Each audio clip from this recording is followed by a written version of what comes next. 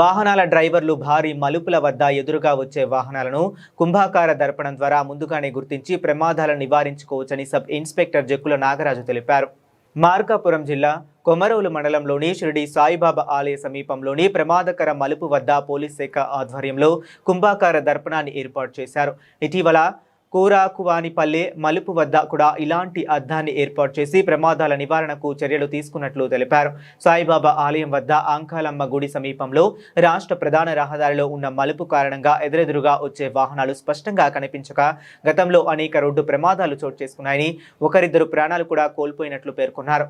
ఇటీవల కాలంలో వాహన రాకపోకలు పెరగడంతో ప్రమాదాల నివారణపై ప్రత్యేక శ్రద్ధ తీసుకున్న సబ్ ఇన్స్పెక్టర్ నాగరాజు ఈ కుంభాకార అద్దాన్ని ఏర్పాటు చేయించారు. దీని ద్వారా ఇరువైపుల నుంచి వచ్చే వాహనాలను డ్రైవర్లు ముందుగానే గమనించి అప్రమత్తంగా ప్రయాణించే అవకాశం కలుగుతుందని తెలిపారు.